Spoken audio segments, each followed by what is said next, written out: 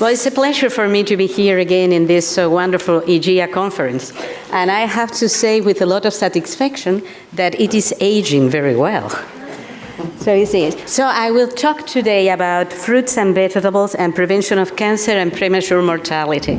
And it differs a little bit of the title that you have in your abstract. And the reason is that we will have other presentations on other chronic diseases, and also that I work in cancer. So this is my topic of research. So I will talk first about the World Cancer Research Fund update of the scientific evidence on diet, nutrition, physical activity, and cancer. And this is a project in which I have been involved in the last 10 years, and I am currently coordinating all the activities of the systematic literature reviews at Imperial College for the project. So what I will show is the result of our works. And at the end, I will talk about the preventability of cancer and premature death in people with high intake of fruit and vegetables, which is also other analysis, other work that we did at Imperial College and in other centers. But before going to talk about the evidence on the association of fruit and vegetables and cancer, I wanted to show you first what is the situation of cancer as a cause of death in the world. And the role of cancer as a cause of death varies according to the income of the population. So we have all probably heard about the cancer epidemic. And we all know how in high-income countries, the epidemiologic pattern has changed, with cancer now being one of the main causes of death. What is interesting to see is that these differences still persist in the world. So you can see in the lower-income country, in red, you can see the infectious diseases, and in blue are the non-communicable diseases. And you can see how in lower-income countries, there is, in the top 10 causes of death, there is a prevalence of red. Then we move to the lower middle-income country, and we start seeing how coronary heart diseases and stroke starts appearing as important, most important causes of death. In upper middle-income country, almost everything is blue. And then we start seeing some specific cancers appearance, like respiratory cancers, in particular lung cancer, liver cancer, stomach cancer. And then in high-income countries, we see also the role of cancer going up as a cause of death, and we see also the appearance of breast cancer as one of the top 10 causes of death. Regarding the type of cancer, well, the most frequent cancer in the world is lung cancer. And something that is very, very important is that now in the world, the number of cases of lung cancer is almost the same as the number of cases of breast cancer. So there was a moment in which we thought, well, if we stop smoking, most of the cancer will disappear. But we have now other cancers, in particular breast cancer, colorectal cancer, that are taking the lead as the most frequent cancers in the world. So I will talk about the third expert report of the World Cancer Research Fund. So I am coordinating the Continuous Update project, which is a project that collects and summarizes all the epidemiologic evidence on the relationship of nutrition and cancer. So this year, 2018, we published the third expert report. All the report is available in internet. You have there the site dianecancer.organization. You can download the full report. You can download also slides in the toolkit section that you can use for teaching, because for us, an important component of the project is dissemination of information and also teaching. So we have collected data from more than 9,000 publications that investigate the risk of different cancers in relation to nutrition.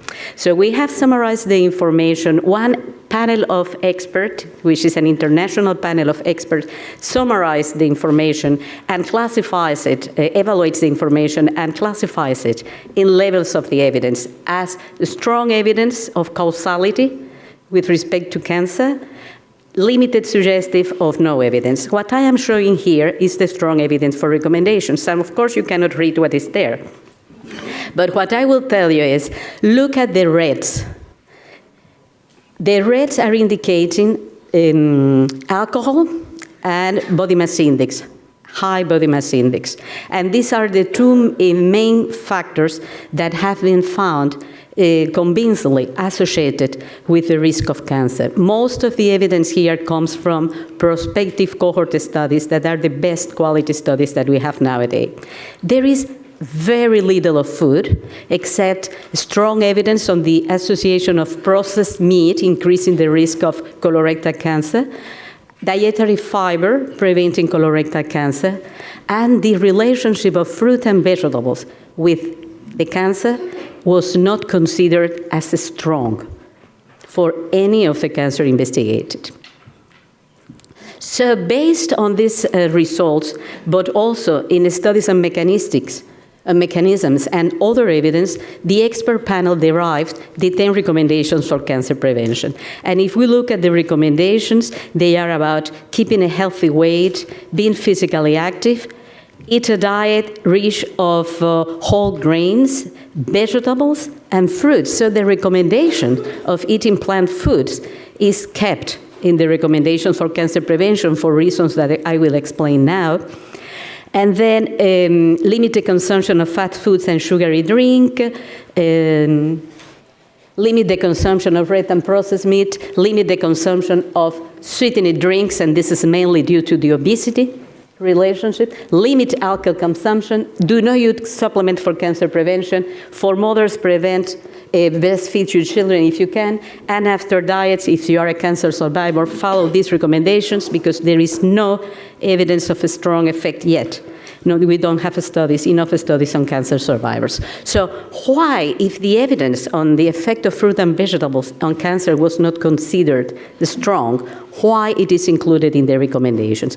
Well, first, because there is some limited evidence on that, and also because the relationship of fruit and vegetables with a lower level of body adiposity as an intermediate factor in the pathway of developed cancer, but also because fruit and vegetables are related with a reduced risk of other diseases, as we will see together in the presentation. So what is the evidence that we have on fruit and vegetables and cancer from this big summary of the literature?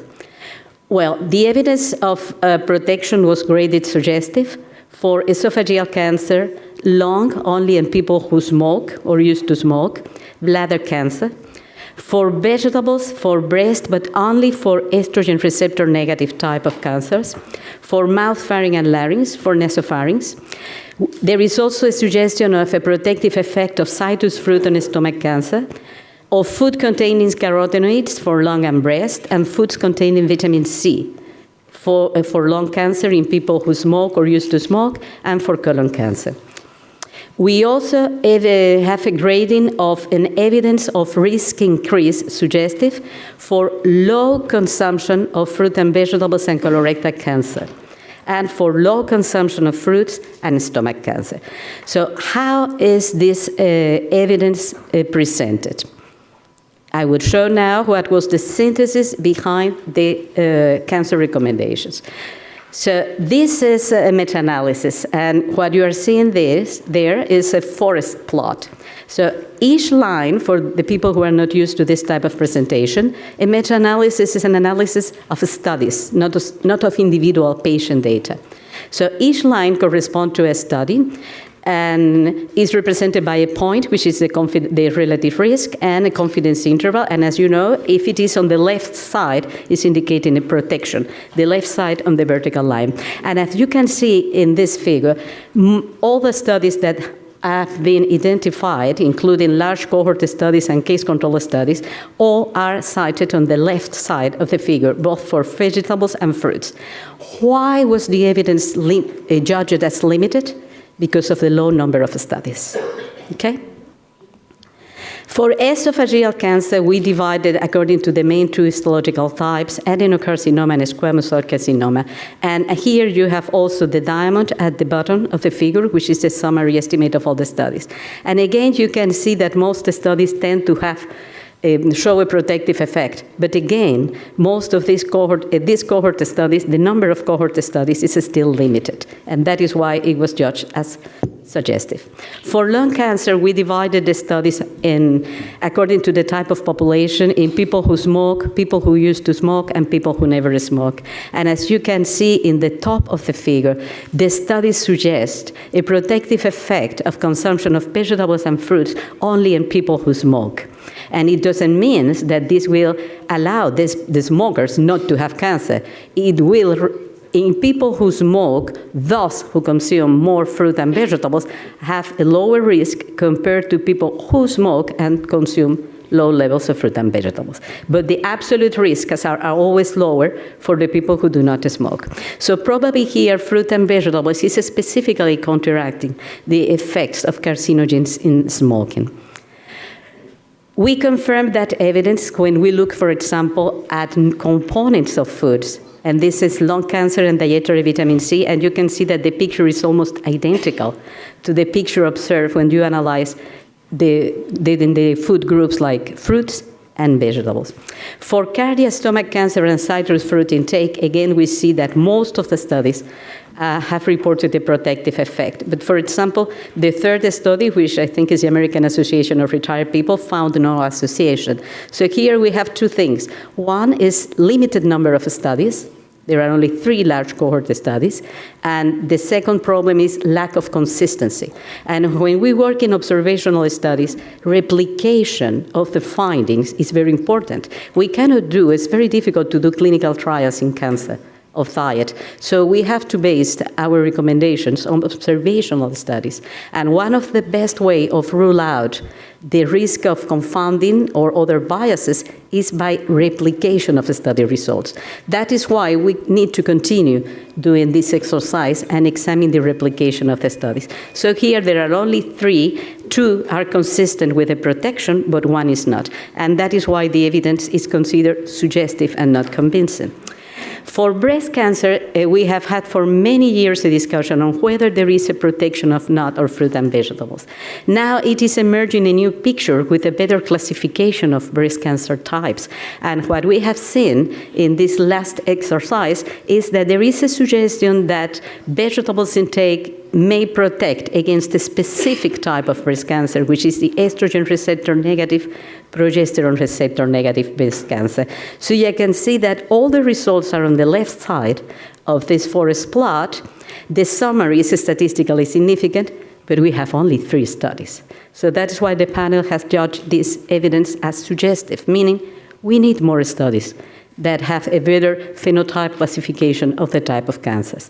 These results were confirmed for breast cancer when we look also to plasma and serum carotenoids and beta-carotene levels. And again, the picture suggests a protective effect, but again, the number of studies is still limited.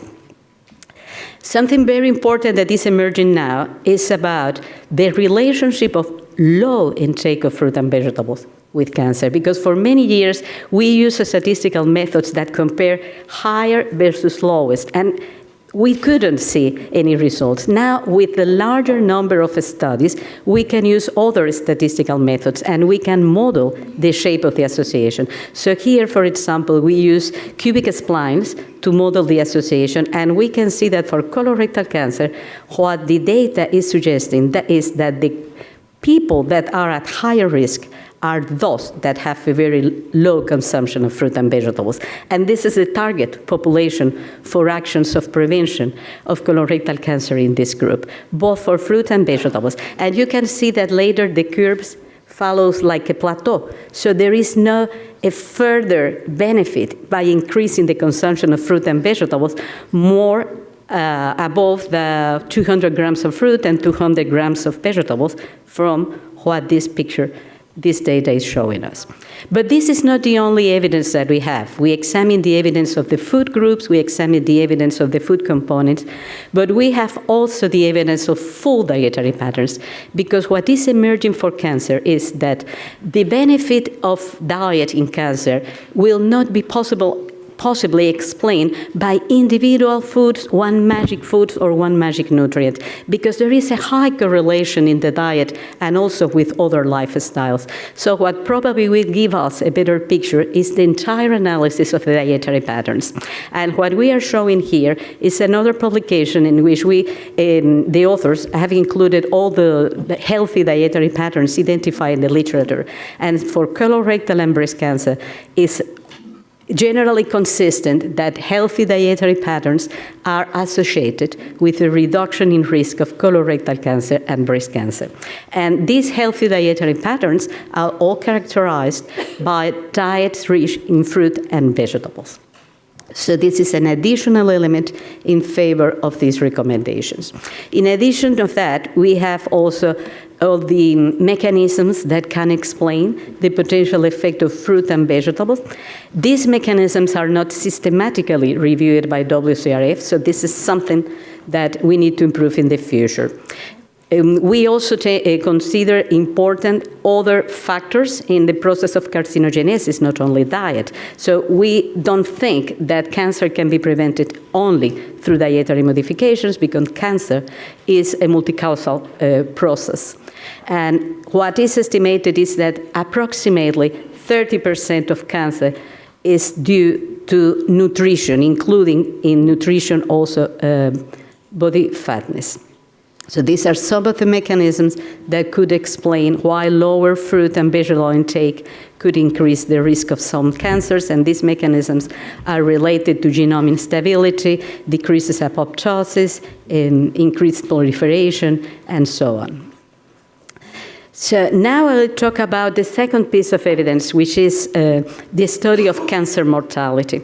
And we did this study, this systematic literature review on mortality for cancer and many other diseases, in which we included 95 cohort studies from 142 publications. This is a huge study. Most of the work was done by our postdoctoral researcher, Dagfinn Ahn. And what was shown in this meta-analysis is that fruit and vegetables are related to a significant reduction on the risk of mortality, and we call that premature mortality. And the reduction is 10% risk reduction per every 200 grams of fruit and vegetables. For cancer mortality, we also observed a significant inverse association, but the magnitude is much smaller, so we see only a 3% reduction. If we look to the cubic splines, which are the figures that are below, we can see that the decrease in risk for the curve of the left, which is the all-cause mortality, is monotone. So it continues decreasing the risk of dying with increasing levels of fruit and vegetables. And what this picture is showing is that there is a further benefit above 5 portions of days. And according to this picture, the benefit is higher if you consume 800 grams a day compared to consuming 500 grams a day or less. However, if you look at the figure of the right, which is the figure for cancer, you can see that it arrives to a plateau for total mortality from cancer around the level of 5 a day. So this analysis is showing that there is a benefit of fruit and vegetables against colorectal cancer mortality. Why we don't see that before for all the other cancers, and it was limited suggesting? Well, here all the cancers are put together. In the previous analysis, we were doing the analysis cancer by cancer, so we have a lower number of studies. So we also did the exercise of calculating what is the fraction of this attributable to low fruit and vegetable consumption intake worldwide. So this is considering all the world. Well, I mentioned before that the estimate of preventability by diet is about 30%. So the preventability by fruit and vegetables alone for cancer should be lower. So the attributable number of cancers due to a consumption of fruit and vegetables below the equivalent of 8 to 10 portions a day is 8%. This is more than 500,000 people per year. So 500,000 cancers per year could be avoided if everybody had a consumption above 800 grams of fruit and vegetables per day. And 6.9% could be avoided if everybody had a consumption above 500 grams per day. This figure seems to be little, seems to be small, but as I said before, cancer is multifactorial. So we have viruses, we have environmental exposures, we have other genetic factors, we have other factors that also influence cancer. With respect to total mortality, the figures are higher, and the preventable number of cancer cases that could be the number of cases that could be prevented per year if everybody had a consumption above 800 grams per day is 5.4 million every year for a consumption above 500 grams and 7.8 million for a consumption above 800 grams per day. So what is the key message of the presentation? Well, we think that additive, complementary, and synergistic effects of numerous foods, and we call that dietary patterns, do matter in cancer prevention, as we have shown in the analysis of fruit and vegetables, but also in the analysis of dietary patterns. We have to point out that this is even more important when combined with adequate energy balance, because part of the effect of fruit and vegetables also is in preventing high body weight. And here, adequate energy balance is indicated, of course, as the balance between physical activity and weight control. And this is the message of this young group of people, not me, the others are young, that have been working in this project for 10 years at Imperial College. Thank you.